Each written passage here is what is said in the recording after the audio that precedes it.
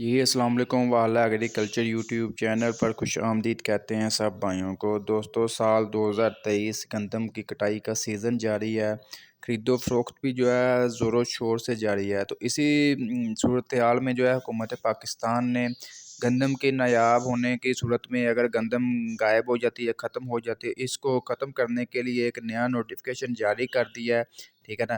تو وہ نوٹیفیکیشن بھی آپ کو دکھاتے ہیں۔ اس سے پہلے ویڈیو میں مزید آگے بڑھنے سے پہلے آپ دوستوں سے گزارش ہے کہ جو بھائی چینل پر نیو ہیں چینل کو سبسکرائب کر لیں، ساتھ دیے گئے بیل آئیکن پر لازمی کلک کیا کریں تاکہ آپ تک ہماری ویڈیوز کی نوٹیفیکیشن آتے رہیں اور آپ ڈیلی اپڈیٹ وغیرہ آسانی سے گھر بیٹھ کر لے سکیں۔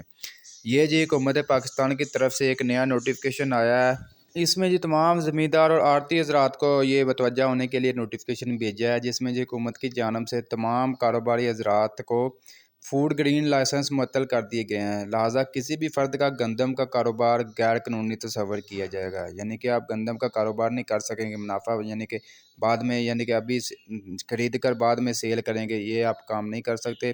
گندم کی غیر قانونی نقل و حمل کی صورت میں پکڑی گئی گندم کا بل جو ہے 3900 روپے فی من کی بجائے 3000 روپے فی من ادا کیا جائے گا۔ ذخیرہ کی گئی گندم بحکم سرکار ضبط کر لی جائے گی، ٹھیک ہے نا، گندم جو ہے وہ ضبط کر لی جائے گی۔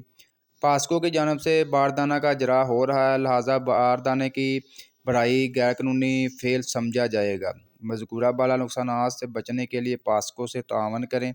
ان کا یہ کہنا ہے کہ باردانہ کے لیے جو ہے پاسکو آپ کو دے گی باردانہ، ٹھیک ہے، تو آپ اپنی فصل سے باردانہ نہیں رکھ سکتے، آپ نے صرف 25 من تک اپنے پاس رکھنی ہے، یہ حکومت کا کہنا ہے۔